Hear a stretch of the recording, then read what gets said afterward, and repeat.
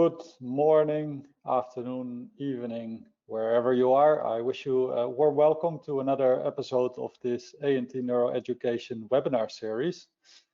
My name is Martijn Schreuder. I'm calling in from the Netherlands. I'm the CEO of ANT Neuro in Germany and some other places. So in this series, we have so far really been proud to host a wide range of distinguished speakers, and today's session is really no different.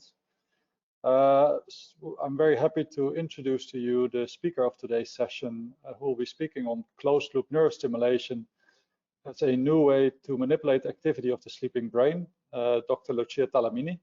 She's the head of the Sleep and Memory Lab at the University of Amsterdam, about 15 minutes away from where I am now, where she focuses, amongst other things, on using phased lock stimulation on the sleeping brain as a performance-enhancing or therapeutic modality.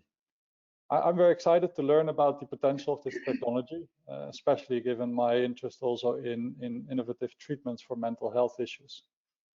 Dr. Talamini, I keep myself out of the way and I give the floor to you. I once again thank you for being with us, and the screen and the stage are yours.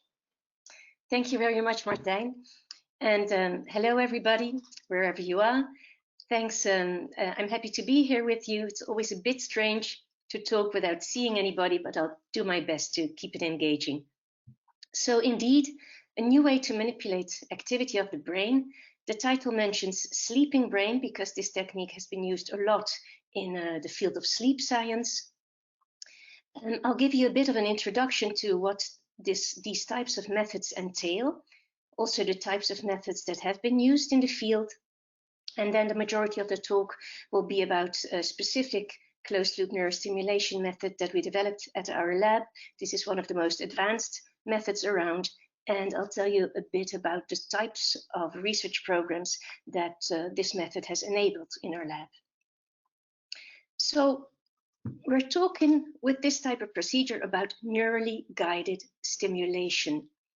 So automated methods for aligning stimuli with electrical brain activity, such as might be recorded by an EEG or intracranially. The global process, let me take out a laser. The global process always involves a subject being recorded, an amplifier to amplify the signals, some processor that performs real-time analysis on the signal, and a stimulator that is triggered by the real-time process, such that whenever a specific pattern of activity arises, a stimulus is delivered. Now, because effectively brain activity triggers stimulation, so it's like the brain stimulates itself, these types of procedures are sometimes referred to as closed-loop approaches. So a bit about the types of methods around. Stimuli used in these procedures can be anything really. Electrical stimuli, magnetic stimuli, or sensory stimuli. Acoustic stimuli have in fact been used a lot and are also used in our lab. Stimuli can coincide, or the idea is really to have stimuli coincide with specific patterns of brain activity. For instance, in the field of sleep, with sleep spindles, slow oscillations, or even the phase of particular oscillations.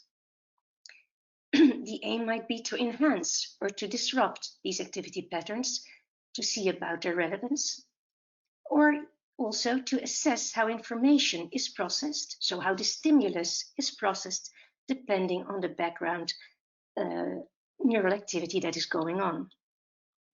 So these types of tools constitute important new research methods.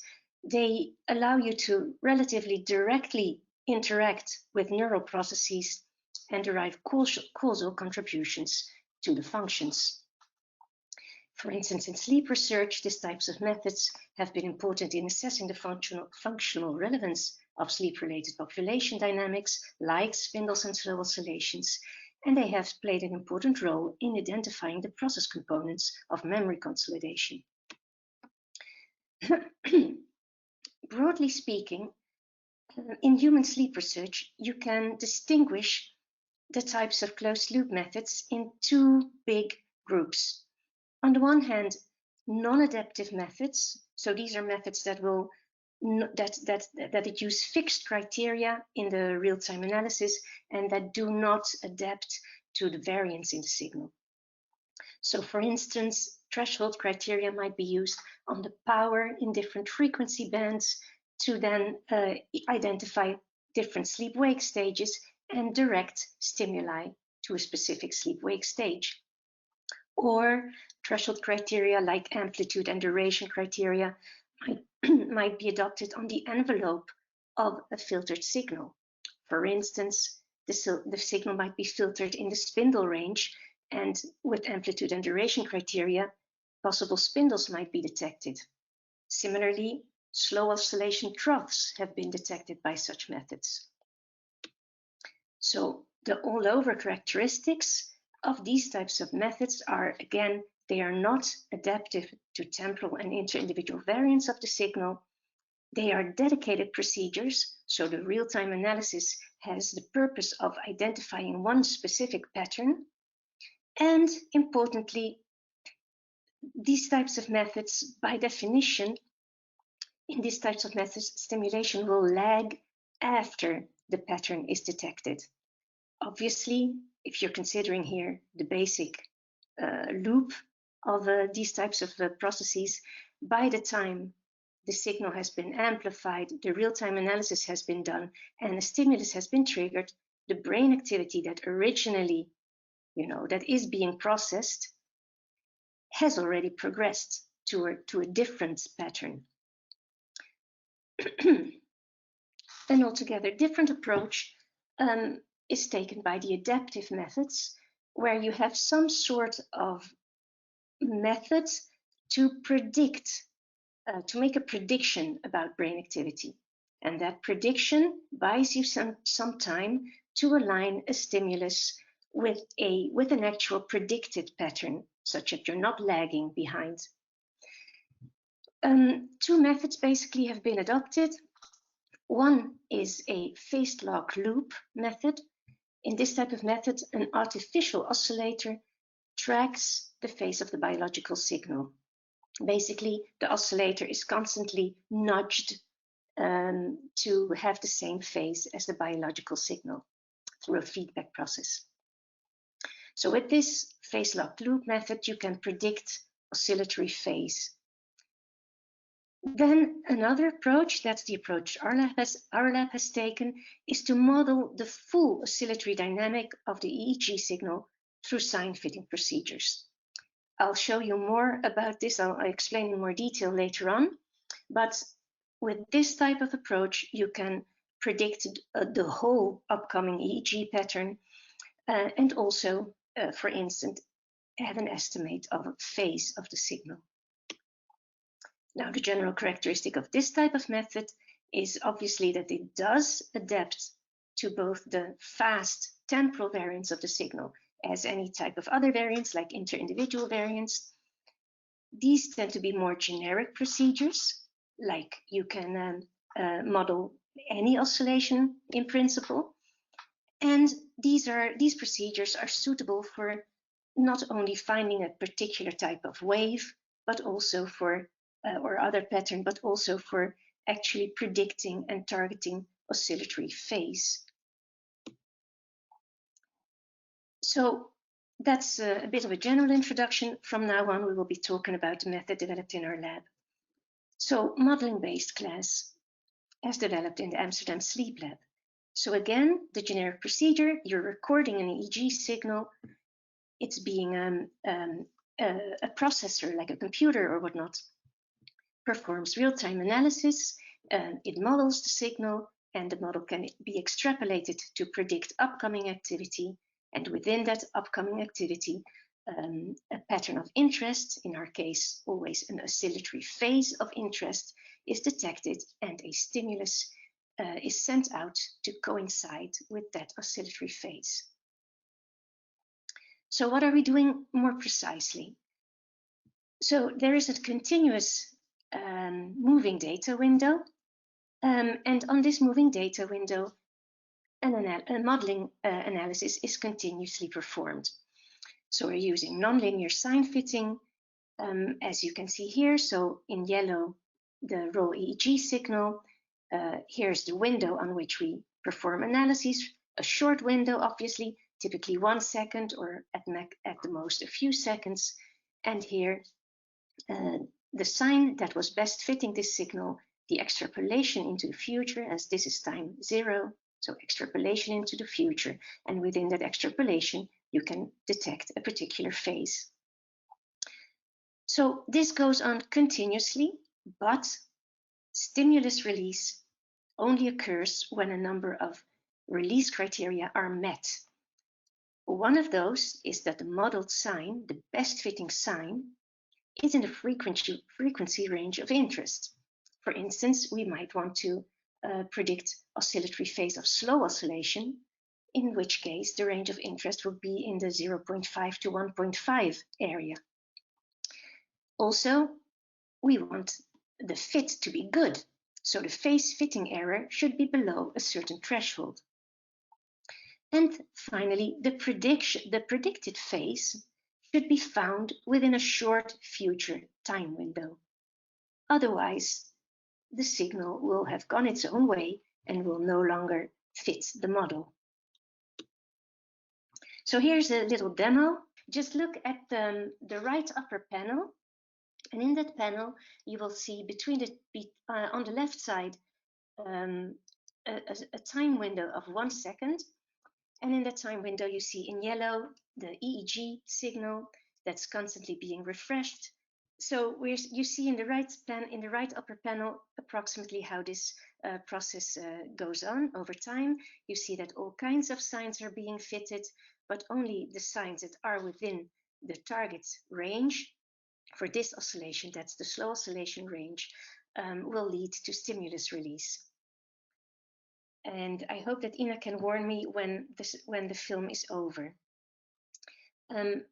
As you can see on the left side and the left middle panel, on average, we are reaching a very precise, a very accurate phase targeting. In this case, the targeted phase is 90 degrees, which is the top of the positive going slow oscillation deflection. And on the second panel the second panel on the right, the middle panel, you can see when a stimulus is delivered, where in the ongoing EEG signal it was delivered. So can you stop the demo, Ina, please?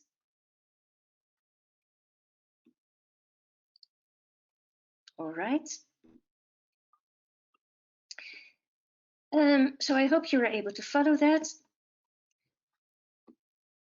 And we'll go on to the next slide.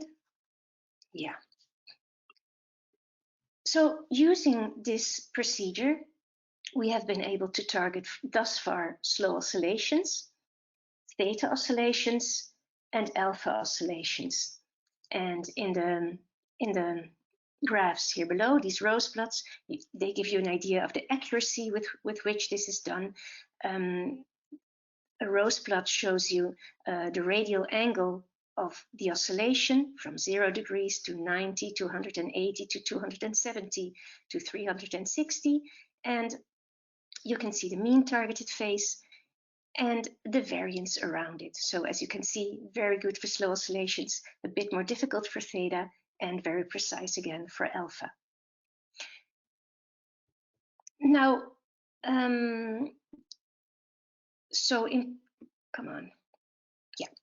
so the success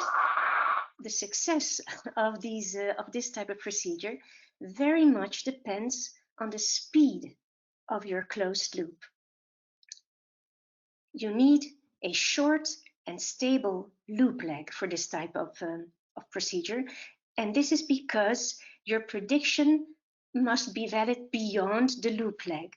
So any type of signal transfer and signal analysis takes time, and you will have to take this time, this loop lag, into account in predicting in your targeting procedure. So that loop has to be very short, very fast. And this depends on your real-time analysis algorithm and all components of the hardware-software loop. Now, to give you an idea of how fast you need to be, in our lab, the analysis time, so the real-time analysis, takes about 5 milliseconds. The hardware lag takes about 12 milliseconds. So our total loop lag is always below 20 milliseconds. These times of hardware lag we get in our laboratory software, in which we have multiple computers, because we also do high density EEG recording at the same time as we do these experiments. But if you don't have that, if you have a simpler loop, then you could reduce these times. Now, why is speed so important? I tried to explain earlier, but here is a visual. So suppose this is an example for theta targeting. Suppose we have a theta signal going on and we fitted a model and it fits perfectly, it's beautiful. However, after time 0, here at the stripe, this theta signal will change really, really quickly. The EEG is highly time variant. So the closer the predicted phase is to time 0, the higher the chance that you will have a highly accurate prediction and that you will have a highly accurate stimulus positioning. So hence, we always have a very small future time window in which we allow our stimuli to fall. So that's the method for you. Now, what have we been using this method for in the lab? We have been using it to manipulate brain activity during sleep, because that's one of the main interests in our lab. And we started with manipulating slow oscillations. This is the largest dynamic that occurs in the human EEG, and deep sleep is defined by the amount of these slow oscillations in the EEG. And then deep sleep is very important for growth and recovery processes. Now, it turns out that if we lock the onset of sound pulses to halfway the upgoing slope, so time 0 of these slow oscillations, that we can enhance the slow oscillation dynamic, creating a slow oscillation train that that by definition deepens sleep. And these effects are not visible only in the seconds after stimulus release, but also over larger stretches of sleep.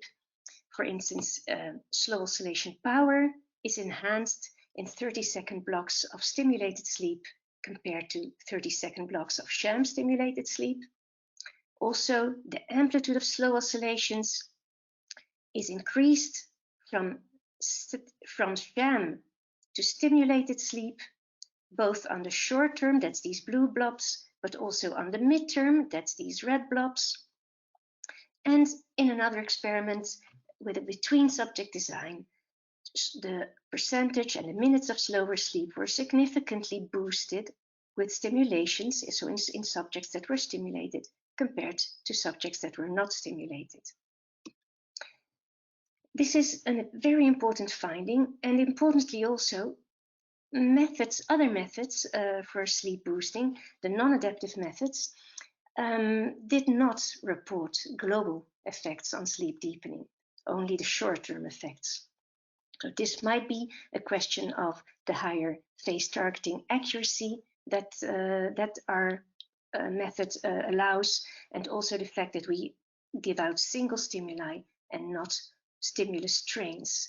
I don't like stimulus trains because I think they might interfere with the enhancement of the endogenous oscillatory dynamic. Now, a second thing we analyzed was, what does this method do to spindle power? Whereas slow oscillation power, this is a frequency and this is power, slow oscillation power is increased, you can see that here as well. Spindle power actually appears to be decreased by this method. And you can see that also in analysis of discrete spindles. I'll skip that.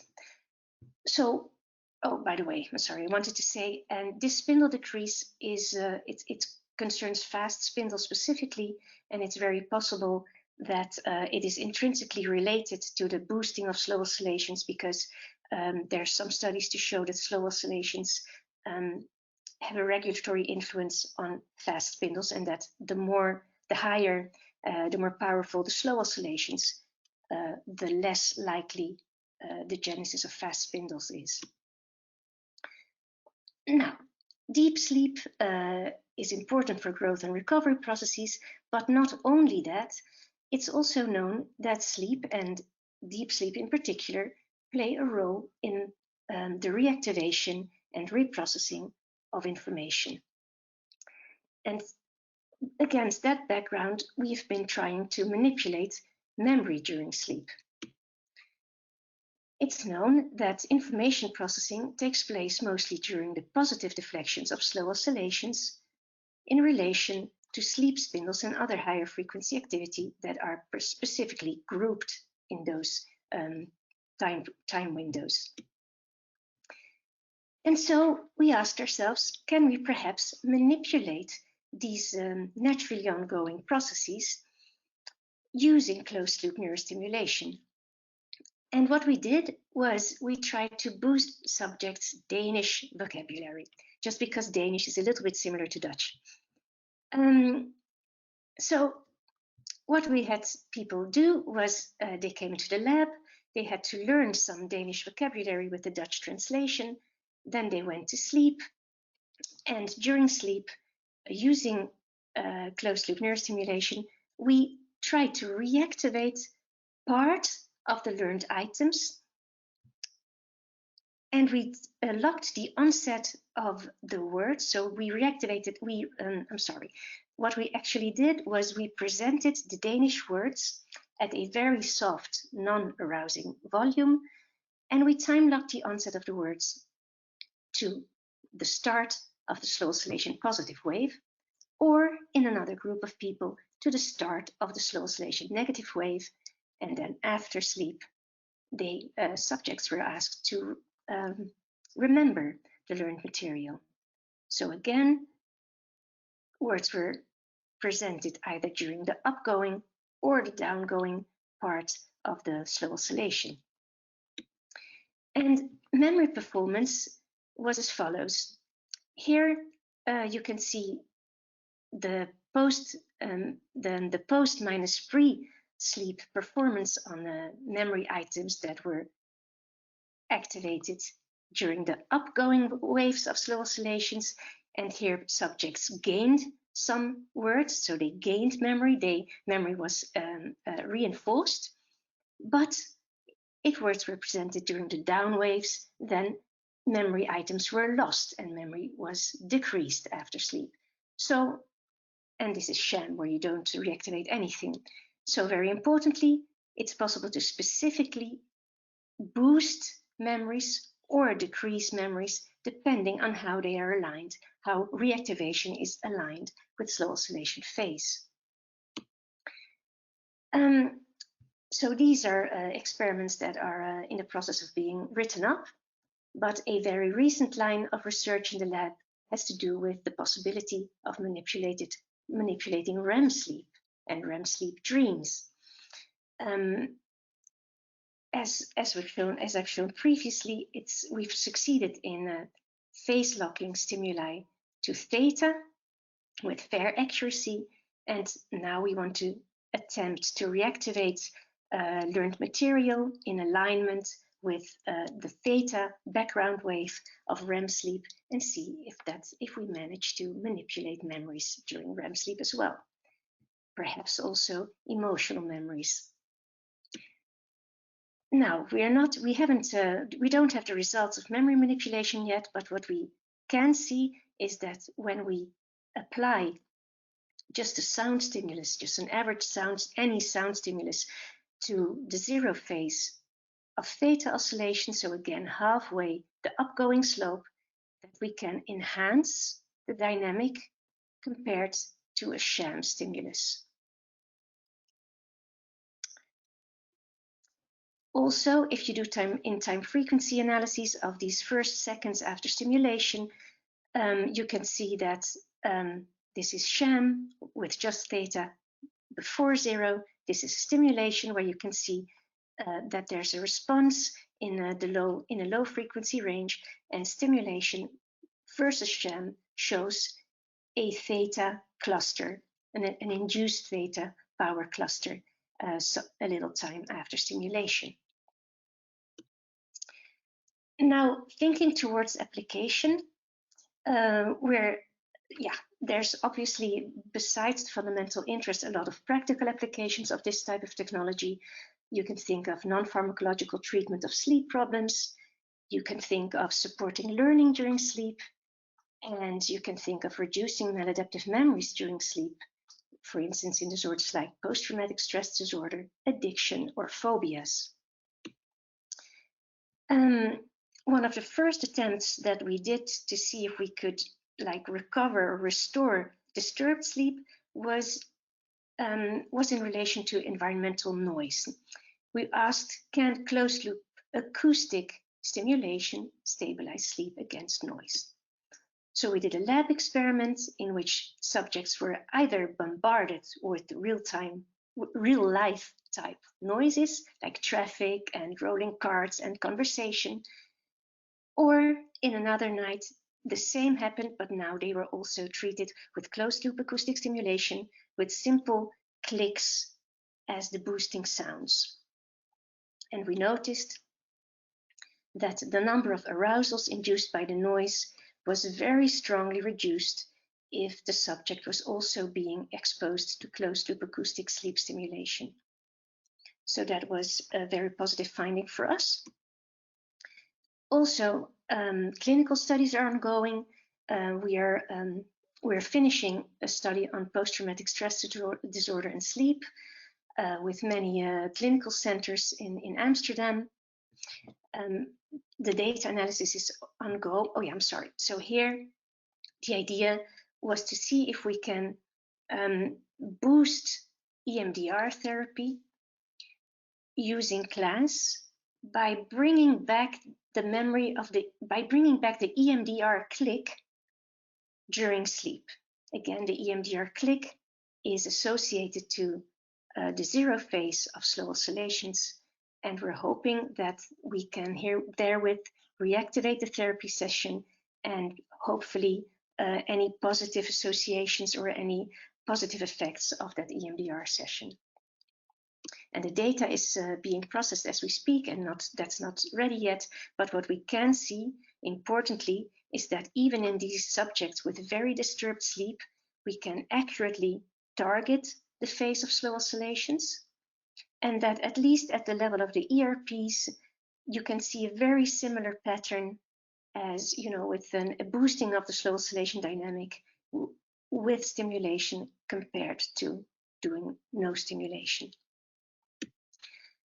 Then finally, to make it easier to do clinical studies and to do studies in other relevant environments, we have been developing a tool to bring closed-loop neurostimulation out of the lab, and we're calling that, as a working title, we're calling that device BrainMax. It consists of a powerful tablet and a headband.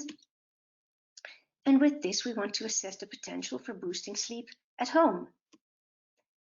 So BrainMax consists of a commercially available headband, which is very suitable for sleep, for use in sleep. It's very unobtrusive, very light, and it has good recording quality. In the background on the tablet, we are running Event IDE. That's the same stimulus. I'm sorry, that's the same experimental control software that we're using in our laboratory experiments. This software is very suitable for interactive experimentation, where you not only send out stimuli to the subject, but you also receive stimuli, and you maybe do something on these stimuli, and then you send out stimuli depending on what you record. So that's run in the background, but the subject doesn't see any of this. The subject just sees a friendly user interface with a few simple functions that allow the subject, even a naive subject, to work with BrainMax.